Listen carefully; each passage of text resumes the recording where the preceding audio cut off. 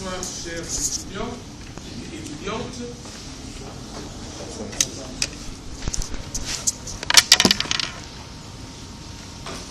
Vous avez été, beaucoup d'entre vous, informés par téléphone, par vos collègues, vos disciples, et par les responsables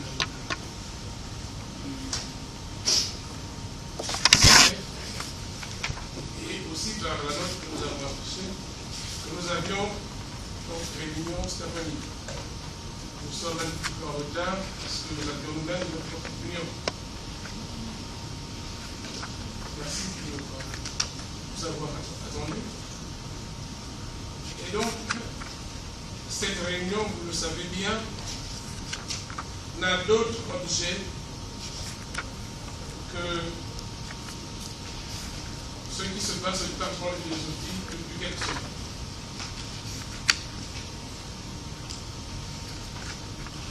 J'aimerais, avant de poursuivre mon propos, dire deux ou trois petites choses. La première chose, c'est que nous sommes là, tous les enseignants ici réunis, pour vous écouter, savoir exactement ce que vous attendez de nous.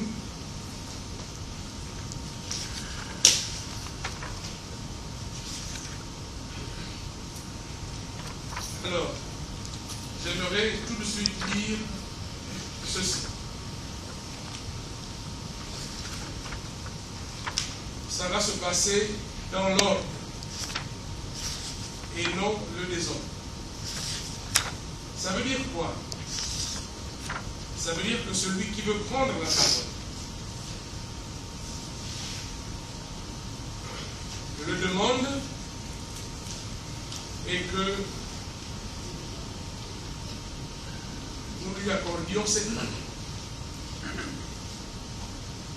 Et en ce moment-là, vous direz ce que vous avez à dire de façon responsable,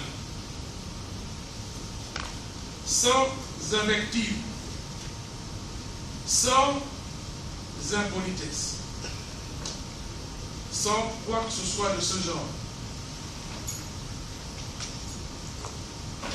Nous sommes là pour essayer de trouver des solutions à vos problèmes.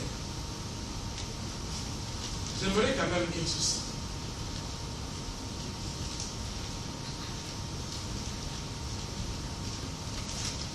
Ne pensez pas que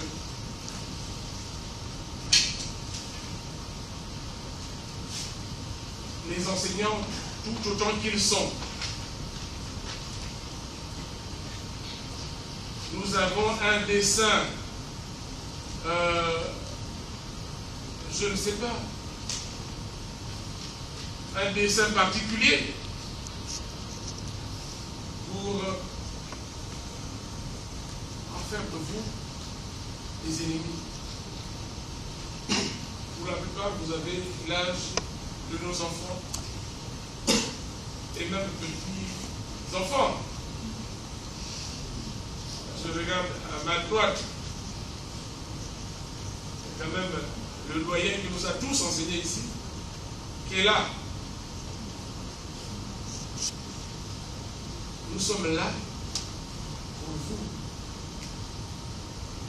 Nous sommes là pour vous former, pour que demain ou après-demain, vous soyez des hommes dignes pour diriger ce pays.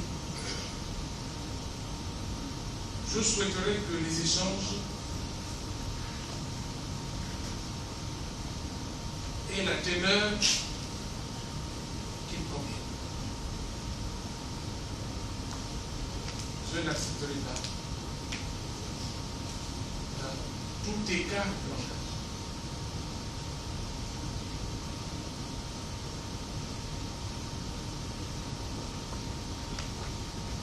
Le 26, nous avons affiché les résultats du premier tour. Le 27, vous avez pour certains estimé que il n'y avait pas beaucoup qui validaient. Nous avons mis en place une commission qui devait vous recevoir pour traiter justement de vos réclamations. Cette commission vous a reçu, a travaillé. Malgré tout, vous avez estimé que ça n'était pas suffisant et que pour certains, vous devez continuer la grève. D'autres étudiants sont venus en cours, ont assisté au cours, ainsi de suite.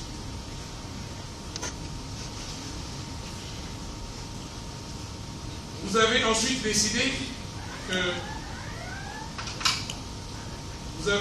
décidé que ni le département ni le décanat ne pouvaient résoudre le problème. Vous êtes adressé à M. le recteur.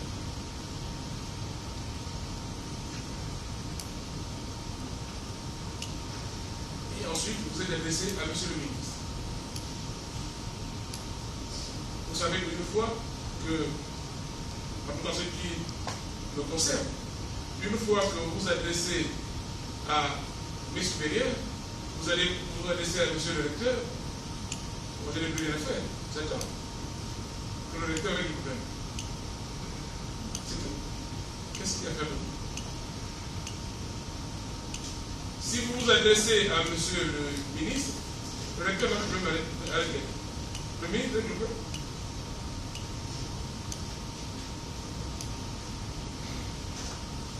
Alors, il y a beaucoup de maladresse dans la façon de faire les choses.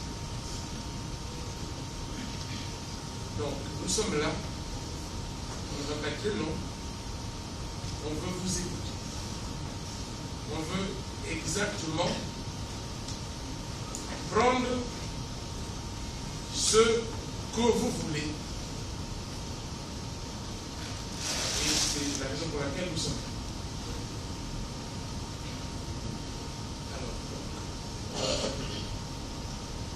Je vais automatiquement vous donner la parole. Oui. Donc, je vais vous donner la parole. Je vais faire une liste.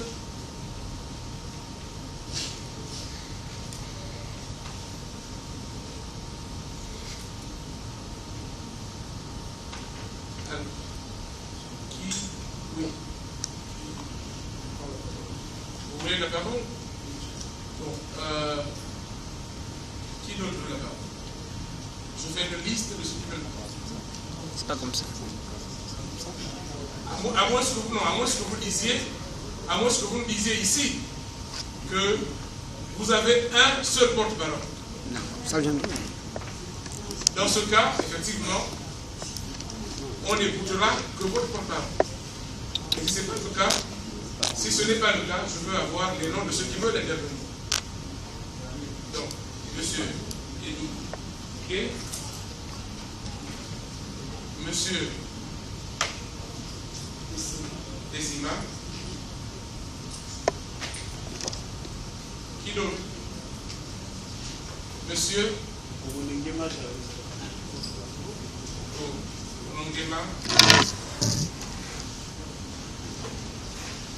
Oui. Deux autres noms. Monsieur Badita. Et un dernier, mademoiselle Dessin. Monsieur, vous êtes...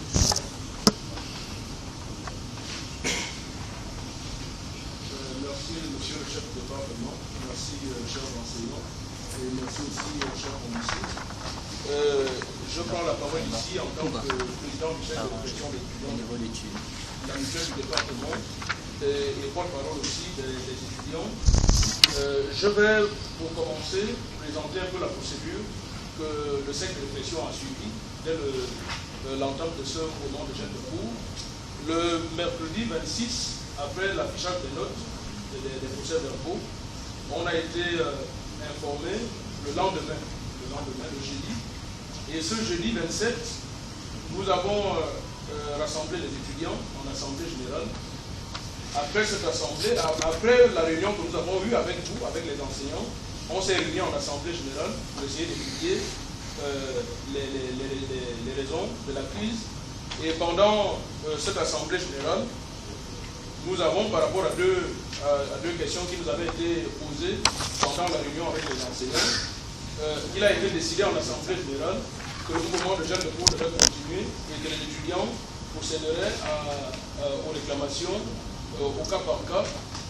Et à la suite de cela, il y avait un certain nombre de recommandations que les étudiants avaient faites pendant l'assemblée générale.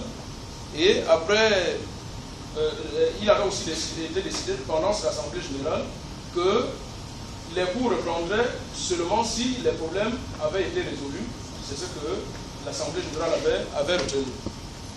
Au sortir de cela, de cette assemblée générale, il a été constaté par l'ensemble des étudiants du département, qui étaient justement en commun de thèse, que le département n'avait pas justement tenu compte des revendications qu'ils avaient faites. Or, nous, en tant que porte-parole, nous avons entamé en fait une sorte de négociation. Nous avons d'abord essayé de ramener tout le monde à la raison pour éviter les débordements. Et nous avons fait savoir aux étudiants que la seule voie qui pourrait permettre que nous soyons écoutés par les enseignants était le dialogue. Et les étudiants nous ont écoutés. Nous avons demandé ce dialogue. Et à la suite, monsieur le chef de département avait voyagé. On a été reçus, pendant qu'on pensait être reçus par l'ensemble des enseignants, on a été reçus par monsieur Safou et l'ensemble des étudiants, des représentants d'étudiants qui étaient là à cette réunion, ont fait savoir qu'ils ne pouvaient pas parler sans la présence de tous les enseignants du département. Donc, il fallait revoir s'il y avait possibilité de renvoyer la réunion, ce qui a été fait. Pendant cette réunion avec M. Safou, il nous avait proposé de voir s'il était possible de prendre les cours et ensuite avoir le dialogue qu'on demandait. Et nous lui avons répondu qu'il fallait, c'est toujours en Assemblée générale que nous décidons, selon les textes qui régissent le fonctionnement du FEF. Et en Assemblée générale, les étudiants, l'ensemble des étudiants avaient décidé effectivement qu'il n'y aurait pas reprise des cours sans dialogue. Et qu'il fallait justement l'intermédiaire parce qu'il y avait déjà des représailles qui étaient prévues à partir de cette réunion-là, qu'il y avait des représailles que les étudiants payeraient. Ils ont décidé donc, à cette assemblée générale, qu'il fallait la médiation de quelqu'un qui pourrait peut-être permettre que les étudiants ne puissent pas payer alors qu'ils sont en train de présenter des revendications qui sont tout à fait légitimes. Le 3, nous avons organisé une nouvelle assemblée générale pour essayer d'entendre à nouveau tous les problèmes que les étudiants étaient en train de poser. Et à partir de là, nous avons sorti un cahier nous avons élaboré une plateforme qui avait toutes ces revendications, d'ailleurs avec toutes les difficultés auxquelles les étudiants sont confrontés au département. Je ne sais pas s'il vaut mieux que je vous la dise, tout ce qu'on avait retenu comme élément. Et puisque le dialogue n'aboutissait toujours pas, l'ensemble des étudiants, toujours en assemblée générale, avaient décidé alors toujours de rencontrer le directeur.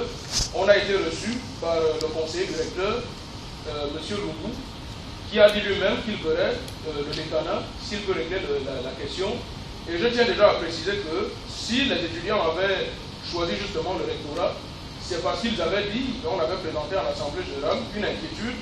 On se disait, si on choisit Madame le doyen pour jouer la médiation, justement, nous aurons face à nous Monsieur Dué, je préfère vous le dire, nous aurons face à nous Monsieur Dué, puisque justement, il est le doyen chargé de la pédagogie.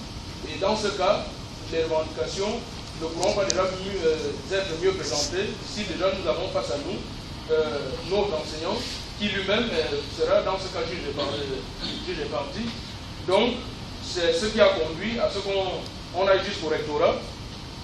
Et le conseiller du recteur nous avait fait savoir qu'il verrait lui-même Madame le doyen. Il l'a fait, il nous a rappelé pour nous dire Madame le doyen va organiser la rencontre d'ici quelques jours. Nous nous sommes rendus auprès de Madame le doyen pour pour voir s'il y avait cette possibilité-là. Et elle nous a fait savoir qu'elle ne peut pas permettre qu'il y ait une rencontre entre les enseignants et les étudiants du département. C'est à la suite de cette réponse qu'en Assemblée générale, les étudiants ont décidé de voir un peu plus loin, puisque finalement, la crise ne veut pas être résolue par l'université. Il fallait passer à...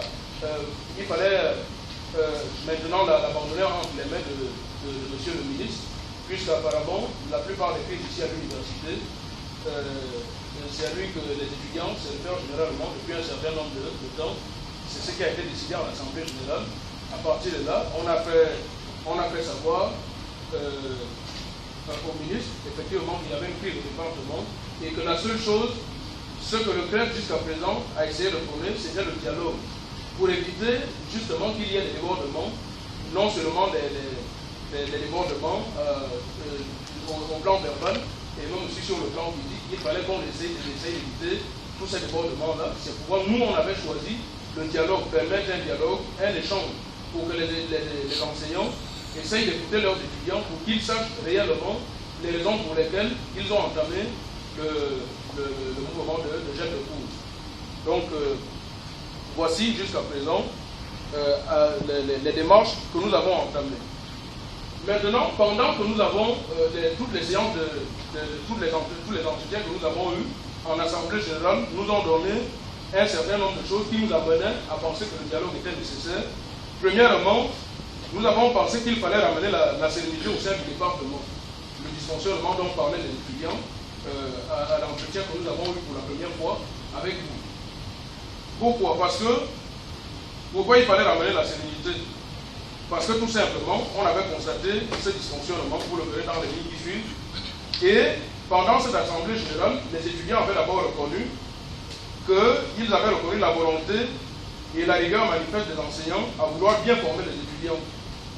Parce qu'il fallait reconnaître effectivement que c'est vrai qu'il y a certains enseignants, mais ce n'est pas tous qui justement freinent ou mettent des barrières dans la formation des étudiants. On avait aussi reconnu que les étudiants eux-mêmes aussi sont responsables à un certain niveau dans l'échec qui avait été présenté dans les procès verbaux. Nous reconnaissons par ailleurs la place privilégiée ou le statut de maître, de père ou de grand frère que revêt l'enseignant dans les relations qu'il lie aux étudiants. Il est donc clair qu'aucun bras de fer ne peut être établi ou envisagé dans ces relations, car l'étudiant se trouverait logiquement en situation de faiblesse. Le deuxième point pour lequel nous avons demandé le dialogue était de diagnostiquer les véritables raisons qui ont entraîné la crise.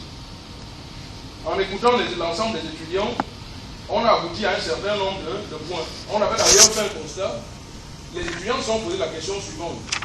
Comment se fait-il que on avait épargné un peu la licence 1, comment se fait-il que de la licence 2 en master 2, les étudiants soient devenus subitement médiocres à partir des procès-verbaux qui avaient été affichés, puisque les procès-verbaux avaient présenté que sur 179 étudiants en licence 1, il n'y avait que 2 qui avaient validé le semestre, donc 177 ne l'avaient pas validé, et en licence 2, c'était à peu près les mêmes proportions. Nous avons donc, on s'est posé cette question, et nous avons dit, alors comment peut-on justifier la présence des étudiants sans niveau de la licence 2 en master 2? Cela n'est-il pas la conséquence d'un dysfonctionnement qui évoquerait la majeure partie des étudiants? Qu'est-ce qui justifierait ce dysfonctionnement? Nous avons évoqué un certain nombre de raisons de ce dysfonctionnement. Le non-respect du volume horaire des enseignements par certains enseignants. Le non-épuisement des thématiques retenues. Les contenus légers de certains enseignements reçus. L'inadéquation entre les sujets d'évaluation et les contenus de cours. La négligence dans la préparation des cours par certains enseignants, le manque de syllabus, ce n'est pas tous les enseignants qui donnent les syllabus, le manque de bibliographie indicative, le copier-coller du net. Voilà, certains étudiants disaient effectivement qu'ils avaient vu certains cours quand ils n'ont même plus le courage d'aller en classe, Parce que le cours qu'ils font, ils l'ont déjà quelque part sur Internet. La non-correction des contrôles continus ou correction bâclée de certains enseignants, des contrôles continus, le rejet d'une méthodologie unique et promotion des méthodologies particulières à chaque enseignant. Parce que tout simplement, on s'était rendu compte que quand le cours de méthodologie est fait, quand un enseignant arrive, il remet en cause ce qu'un autre enseignant aurait fait en méthodologie. Et ça fait que les étudiants ont un nombre incalculable de méthodologies d'un enseignant à un autre. Les annotations vagues et injurieuses sur les copies des étudiants. Voilà, les étudiants ont dit justement ce type d'annotation, est-ce que ça leur permet d'avancer ou alors de stagner sur place. La rétention des copies pendant des semaines et des mois. La disparition des copies de devoirs. Le rejet de la